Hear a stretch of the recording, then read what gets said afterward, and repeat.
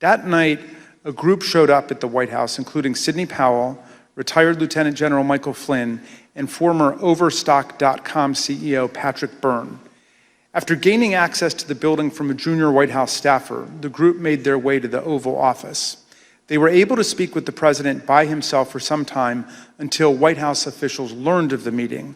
To see the president without an appointment? I had no idea.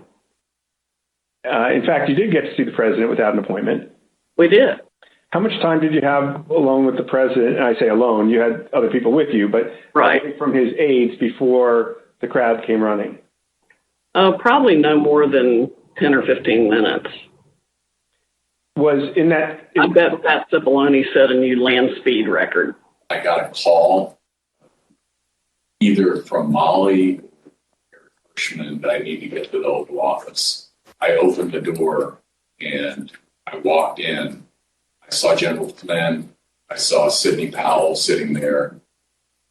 I was not happy to see the people in the Oval Office. Explain why. Well, again, I don't think they were providing.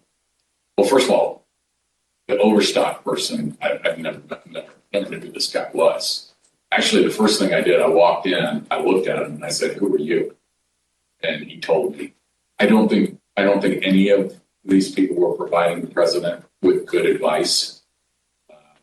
And he was very interested in hearing particularly about the CISA finding and the terms of 13848 that apparently nobody else had bothered to inform him of. I was asking, like, you claim the Democrats were working with Hugo Chavez, Venezuelans, and whomever else. And at one point,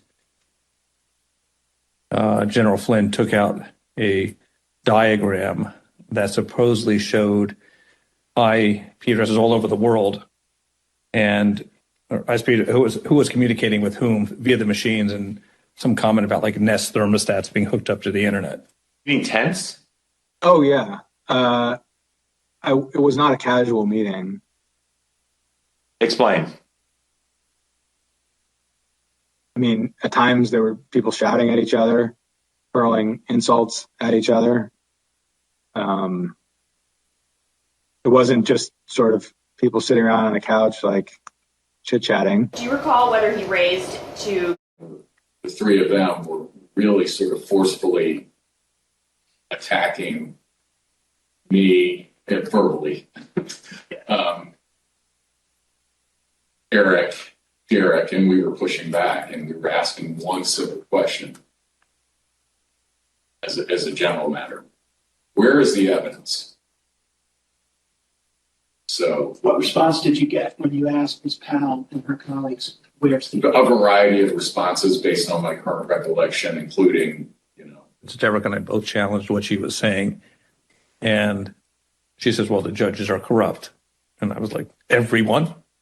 Every single case that you've done in the country you guys lost, every one of them is corrupt, even the ones we appointed? And I'm being nice. I was much more harsh to her. Completely out there. I mean, you get people walk in, it was late at night, it had been a long day, and what they were proposing, I thought was nuts. I'm gonna categorically describe it as, you guys are not tough enough. Or maybe I put it another way, you're a bunch of pussies. Excuse the expression, but... Ms. Hutchinson reported that the meeting in the West Wing was unhinged. The meeting finally broke up after midnight during the early morning of December 19.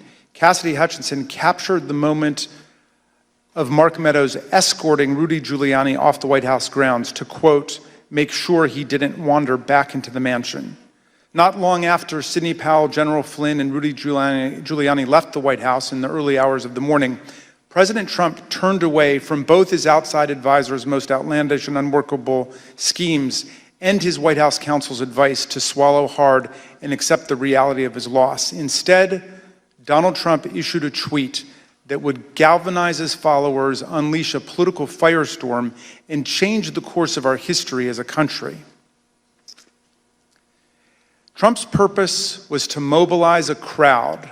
And how do you mobilize a crowd in 2020? With millions of followers on Twitter, President Trump knew exactly how to do it. At 1:42 a.m. on December 19, 2020, shortly after the last participants left the unhinged meeting, Trump sent out the tweet with his explosive invitation. Trump repeated his big lie and claimed it was, quote, statistically impossible to have lost the 2020 election before calling for a big protest in D.C. on January 6th. Be there, will be wild.